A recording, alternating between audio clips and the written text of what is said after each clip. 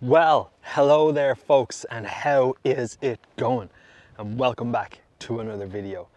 Now, I know I said last week I had earmarked this particular location for a long time, but today's location has been earmarked for a very long time, and I am absolutely delighted to be here. And hopefully the conditions work out well for us this evening so we can take some photographs and enjoy a beautiful sunset. And the tide is on its way back in, so it should work out, give or take. But nonetheless, we are here and we are going to explore this absolutely wonderful place. I can't remember what the name of it is, and let's face it, I'll probably forget to put it up on the screen for you guys as well.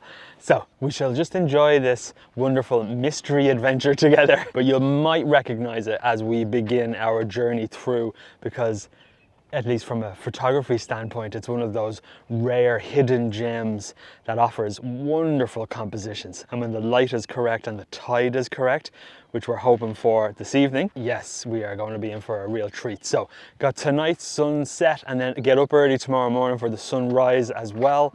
And let's see what magic we can muster. Let's get to exploring.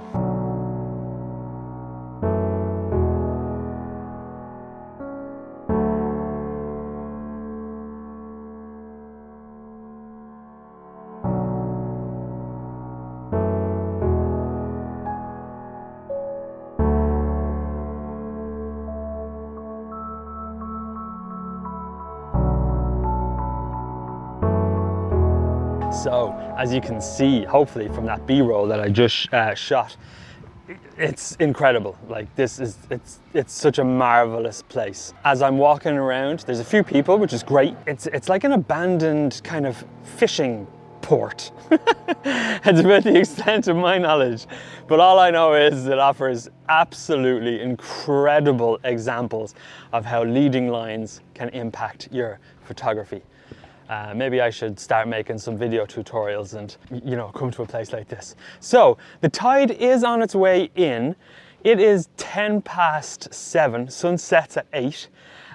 So my idea is that, as you can see here, I hope you can see that the tide is much higher, obviously, the further out we go. It's actually quite an expansive walkway. So my intention is to kind of start out here, the furthest point, and then work my way back in. I have kind of come up here just the once before I, got my gear and stuff, just to kind of have a look because it's so marvelous. And the intention, like I say, is to start at the top, work our way back in as the sun gets lower, and then the tide will get higher as we move our way back in. But even here, there's so much going on. It's wonderful. Like, it's really great. And hopefully the gap in the clouds, there is some cloud in the sky, so I'm hoping that that catches a bit of color. But the aim of the game really here is long exposures, like a minimalist kind of scene, and just, yeah, hopefully a bit of light in the sky, and hopefully a bit of catch light on the sides of all this beautiful old wood. So yeah, I think we're pretty much ready to start. It's gorgeous. So let us begin and let us find some compositions and let's take some shots. Okay, let's get going.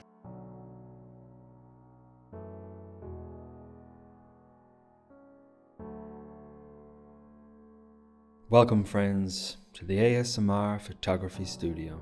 Here we find ourselves basking in the warm golden light of the sunset. And one thing to consider when photographing a scene like this, particularly if you want to incorporate a long exposure, is you really need to bracket. Balancing the dynamic range on a scene like this, shooting at 20 or 30 seconds, is just difficult, to be completely honest with you. And it's images like these that I've always tended to slightly struggle with when it came to the post-processing. Here I found a nice happy balance in relation to bringing back those highlights and incorporating the mood of the long exposure in the water. While I'm not overly fussed with this particular image, it stood as a bar for how the rest of this particular shoot would go. Well, I think you'd spend a lifetime here finding new compositions each time because it is marvelous. The only trouble I'm having is the people. They're walking along. I'm trying. You see, I've only got the 10 stops, so the exposures are up 2 minutes plus kind of stuff. So unfortunately, a lot of people, there's a bit of vibration. But the crowd is thinning somewhat as the sun is setting. everybody has to go home for their dinner, but I shall remain. So that's proven to be a bit of a challenge. So you can only do so much when you're looking to do what I'm doing here, but nonetheless we are persevering on. So I'm calling these few images that I'm taking just test shots, I suppose, to see how long the exposures are taking. At the moment I'm just coming on 3 minutes for one. 2 minutes is just a bit too short, so hopefully 3 minutes is the magic number. So let's give it a look and see what it looks like. While I tended to ramble and complain about the vibrations in the boardwalk, I was actually delighted to find 1 or 2 of the images were still relatively sharp, even shooting at a long exposure like this. I am thrilled with this image. This is exactly the kind of image I came here to try and photograph. One that's a long exposure and emphasizes heavy leading lines. I am delighted. And like the previous image I mentioned in relation to shooting into the sun, it wasn't such a bad thing that the sun went behind the bank of cloud, as it gave me an easier time to balance the exposure and ultimately produce this particular image. Really, really happy with how this one turned out. Well, I am not going to lie to you folks, that was pretty painful. All the best light happened just as the main thoroughfare was. You can see the way it is. I've got my camera kind of lined up here and all the people were walking past, and of course when you're taking long exposures, the last thing you want, like vibrations. So unfortunately I really don't imagine those pictures are going to work. It was so beautiful. The sun has gone behind a huge bank of cloud. There are no clouds above at the moment.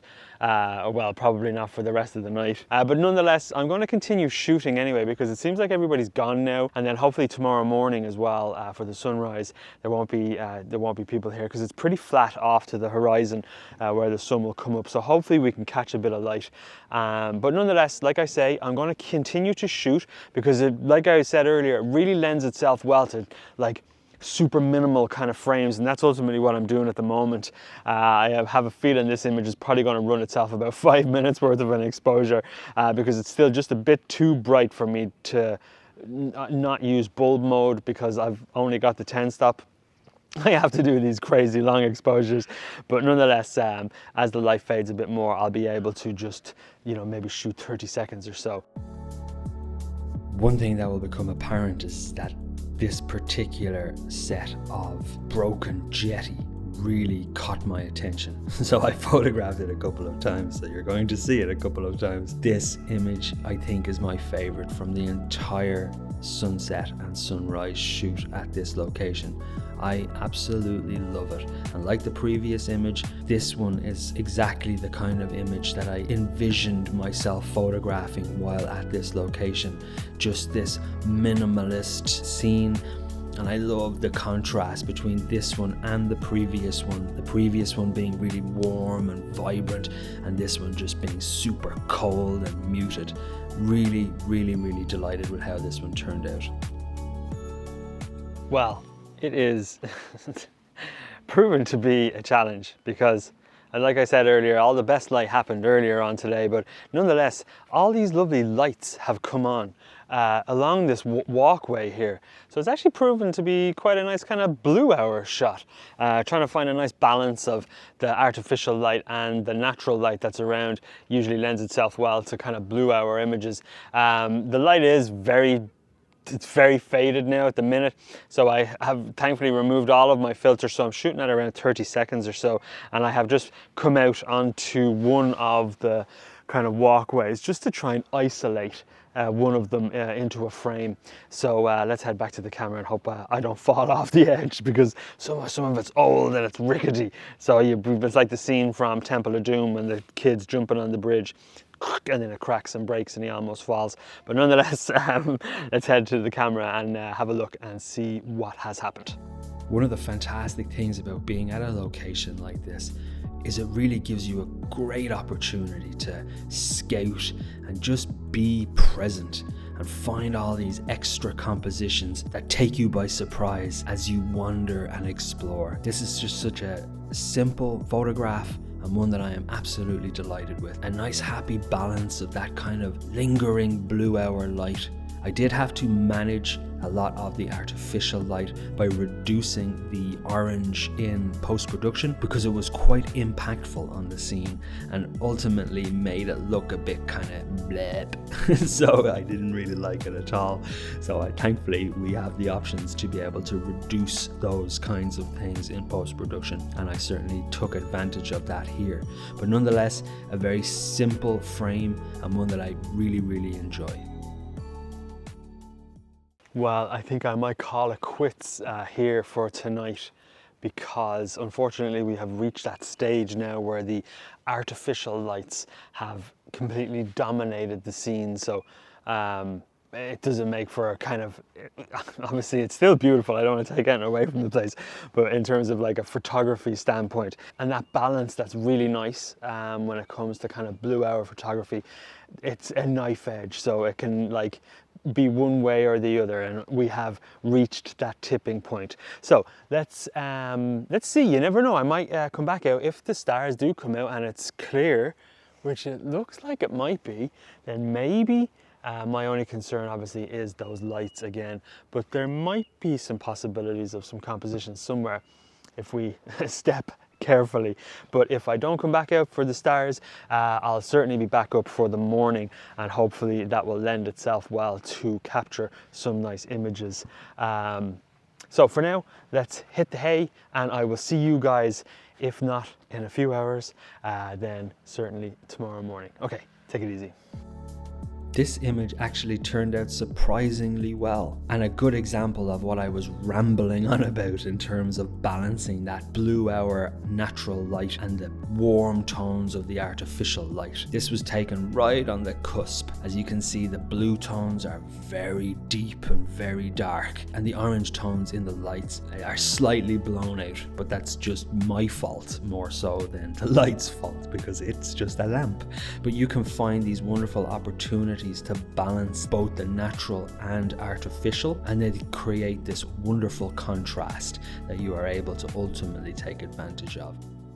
Well, good morning, and how's it going? Back at this amazing place.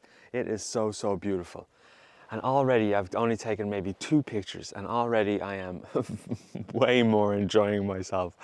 Yesterday I couldn't help but feel incredibly frustrated. It's just like I said, it's like you get so many kind of expectations in your head about how these kinds of things work out, and then when they don't work out, you can sometimes feel a bit frustrated. And I was trying to blame, I suppose, everybody, oh, the footprints and the vibrations, and you know, who am I to be annoyed at people want you to come and visit this incredible place.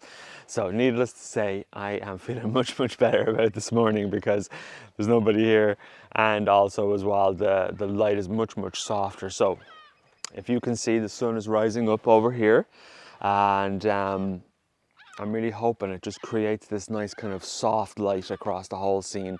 But there's a lovely break in the clouds, so hopefully when it comes up from behind that bank of clouds, you know, we get that nice kind of directional light, which will add a nice element of contrast for us. Another thing I suppose that was frustrating me yesterday as well is that this particular location, and I'm hoping I'm correct with the sunrise, that shooting directly into the sun like this, at least for me, always posed a challenge when trying to, you know, make super long exposures in the way that I was trying to do it yesterday. So I'm hoping that I can still achieve that same goal with just the direct light, i.e. the sun being behind me, casting nice golden light onto the scene. The tide is out again, on its way back in, exactly like yesterday. So I was kind of looking at this lovely, this is my favorite one, I think, just because it's so broken and so abandoned. It just adds these wonderful points of interest all along and beautiful lines. So going to continue on.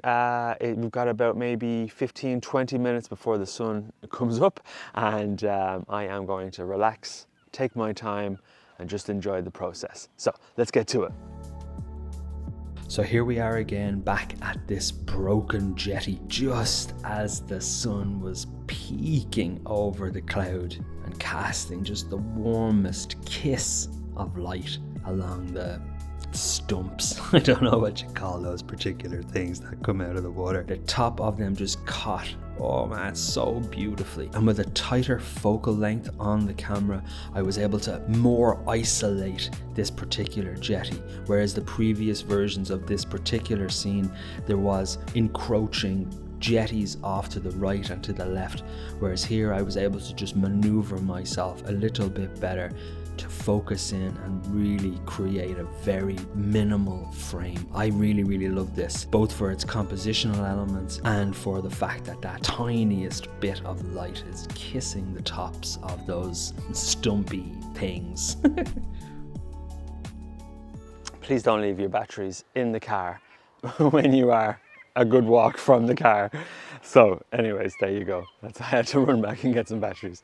But the light is absolutely wonderful now. The sun is just about to come up from behind that bank of clouds, so I'm really hoping it sweeps across all of this with its wonderful golden light. I was chatting with there's a husband and wife down the way with their cameras and stuff, so we had a good laugh talking about it all. So yeah, really gorgeous. Just waiting now, have this really nice composition lined up, so as I say, when that sun comes up behind the clouds, from behind the clouds even, we should get some beautiful light as it hits it all. So let's wait and let's keep shooting.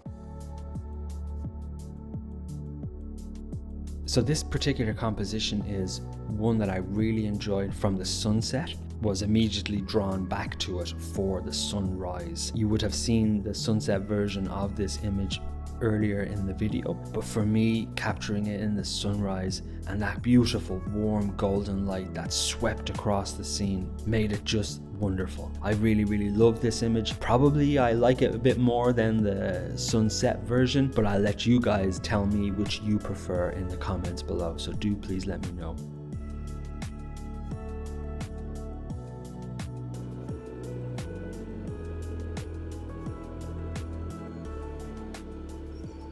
Wow, what a beautifully frantic few minutes that was.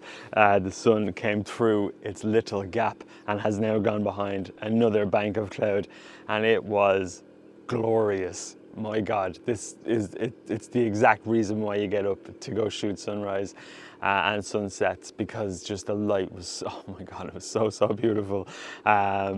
So yes, I immediately just systematically went through 1, 2, 3, 4 of the compositions that I had kind of sourced while I was waiting, and I really hope they turn out well. And you know, one of the nice things about it is that, you know, in my head I was thinking, oh, it has to be super long exposure, but the water is actually so calm here that it's creating these beautiful reflections. So anything longer than that and you'd be afraid you might blur, you know, the reflections out. So you're capturing those nice still reflections. It's really gorgeous. I really hope they work out well. But nonetheless, I'm going to continue here and wait for the tide to come up a bit higher as well, and maybe then I might pop on the 10 stop just to get those really long exposures, because there's some separation in the clouds which might lend itself well to, you know, streaking clouds, and as the tide is higher then we'll be able to make it glassy and make that real ethereal kind of feel. But other than that, I am super duper happy with how that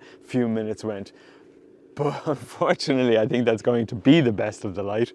But nonetheless, we shall continue to shoot. Oh my God, I'm so happy. It's really wonderful. What a beautiful place to be for the dawn to break. So beautiful. And the odd fisherman coming up. I mean, it's still a working port here. You know, they're all super happy to say hello, and it's really great. So really delighted. But anyways, let's continue shooting and let's see what else we can do. Again, this is just another example of how you can utilize leading lines in your frame. They can create such a wonderfully strong element to your photographs and help guide your eye through an image. And added to that beautiful warm golden light of the sunrise creates for very aesthetically pleasing images, in my opinion. And I am really delighted with this. The texture in the wood really came out from the shed that's to the right of the frame, and I love that. It really gives a very worn, kind of weathered and battered feel to this image, and one that I really enjoy. You know, it's one thing I really enjoy about about photography in general, apart from the beautiful scenery that you get to stand and be in and admire, and the light when it catches so wonderfully and beautifully, and all of your hopes of a landscape or an idea come to fruition. But chatting with people is such a wonderful thing, particularly when they are here to do the exact same thing, because it's always such a wonderful thing to be able to talk about compositions and, to bask in the glory that was that 7 minutes of beautiful light we had, even though language barriers can be difficult and sometimes you say things that are like, especially me, I tend to ramble, as I'm sure you all are aware, but it's so nice to be able to just chat with people and just to talk about photography, and particularly in locations that are really unique like this. You really get to bounce ideas. So it's a really wonderful part of photography, and being a part of the community as well is so important, to be able to just to chat. It's just nice to chat with folks about stuff photography related. So anyways, there you go, a little interlude to while I have put on my polarizer, because there is a bit of a glare on the water that I want to try and minimize. I also changed lenses to my mid-range because I want to try and compress some of the scene a bit. And I've also put on my variable ND filter, so I've made a bit of a Frankenstein's monster hybrid in terms of my filters. I've got the polarizer on the outside and the variable ND on the inside. They screw in together, and I don't need any step-up rings. So I think you can buy polarizers that have neutral density built in. Who knows? I'm sure you can, and I'm sure they're obnoxiously expensive. But nonetheless, I have created this beast, so let's see if it actually works. I am super happy with how this image turned out. From my crazy Frankenstein hybrid of filters, I'm really delighted with this image. Capturing long exposures like this always really appeals to me, and I enjoy them so much. The anticipation while you're standing there waiting for the image to capture is palpable, and then when you take the frames home and go through your post-production method and you are able to bring these frames to life, absolutely fantastic. Really love it. Well, I have found this absolutely gorgeous scene. Oh wow, it is absolutely wonderful. I hope you can see there's just these small little sticks coming up out of the water, and they are just creating such wonderful subject. And this tiniest bit of land that pops into the right of the frame, and then the little island that's out there, and then the backdrop and the beautiful light in the sky. Oh my God, it is absolutely wonderful. What I've done is I've actually taken a few different exposures, a couple of long ones to kind of smooth out that water, but now I've cranked my ISO up to around 5,000, and I'm sitting at around probably 1/200th of a second. I want to try and get a bird in flight, and then bring that bird into that long exposure image. I've never really tried to do this. I think I mentioned trying to do it before in my last video, but actually didn't do it. But today I am going to do it. So one of the beautiful benefits of waiting for the bird to fly into the scene is just having to wait for the bird to fly into the scene. So let's keep our fingers crossed that one actually does. There's two, and I can see them, they're looking at me, and they're saying, I know what you're doing, and I'm not going to fly into your picture. So, oh, there's one. He's having a swim. So hopefully something scares him and he flies into the scene. But other than that, if no bird flies into the scene, I'm super happy with it. It's such a nice, minimal, simple, very kind of elegant landscape image, at least in my opinion anyway. Let's see what happens when I bring it home to the computer. So let's wait for this. Let's wait for this bird. Oh my God, it's so quiet and so peaceful. Wow, absolutely gorgeous. Okay, let's take a breath and enjoy. So the birds, they flew. It was fantastic waiting for them. It was so peaceful and so quiet. And one thing I really tried to emphasize in this particular image is that peace and solitude. I really felt a beautiful connection with the landscape around me during the sunrise.